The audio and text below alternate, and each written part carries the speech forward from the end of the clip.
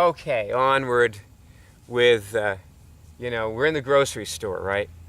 So Chuck, took out all the pathologies, and he was feeling terrific, okay? And then I said, okay, now let's kill the virus. So Chuck starts killing the virus. And long about the second body, Chuck says, he took it out of the second body, and he says, I'm feeling pretty dizzy. I'm starting to feel nauseated. And I said, okay, check the body again, and the virus was back in the body. And I told you, this is weird. How can it come back? It was back. And he took it out. He could feel that he was taking it out. And then he started to say, I think I need to sit down. I think I'm going to vomit. And you know what I did? I realized the thing for him to do was just keep killing this virus. So I said, okay, now kill it. See, to me, these symptoms that he was having meant that he was actually killing the virus.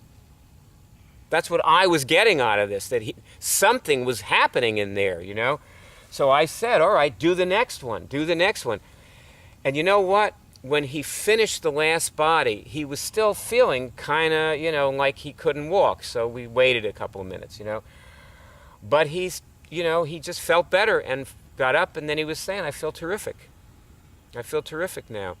And actually, if you listen to lesson number 1,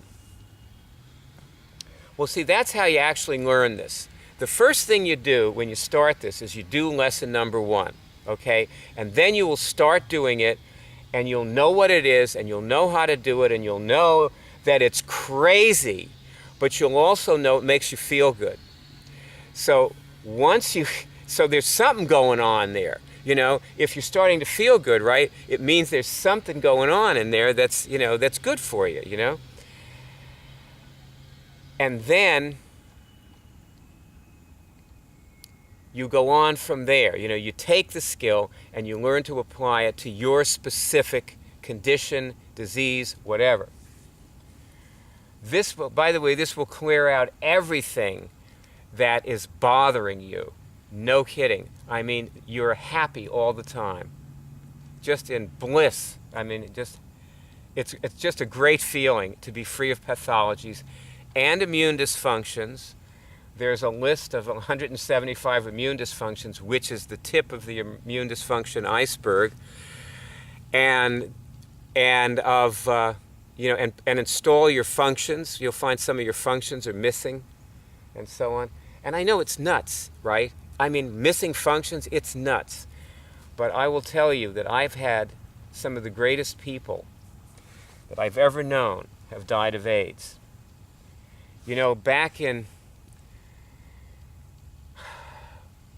1971, the winter of 1971, I walked into a leather wholesaler, Nat Goldstein Leather, and I bought $56 worth of materials to make link belts. A year later, Stuart Goldstein, who was operating the business, and that was his father, set me up as a watch band manufacturer, which I did for several years. And then I started doing courses, and I sold my watch band factory to Stuart, who made a lot of money with it.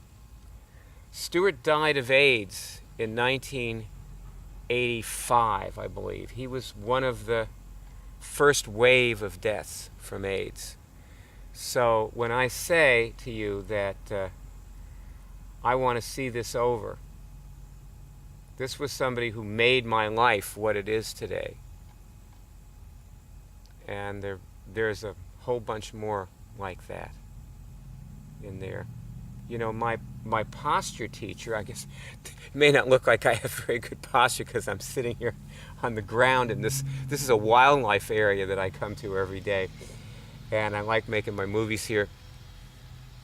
But my posture teacher, Patricia Voyer, was one of the very first people to get AIDS. She got it from a blood transfusion after a car accident. They didn't have any tests for it back then. And she died many years ago. It was before we knew how to kill the virus. We didn't know how to cure it. When Stuart was around, I was years away from curing my herpes, years away from discovering that I could kill viruses. So I couldn't help Stuart. And then when I did my seminars, I had so many great students who were really rising stars in the world who died. And they fought. I remember Bob Zemsky to the last day. I talked to him a few days before he died, and he told me he donated everything he had. He had money, he went on disability and so on, and he had money. He donated all his money to AIDS research to try to stop it. And I think we owe it to those people to actually kill the virus, don't you? So do lesson 1 and start doing it. Start killing it.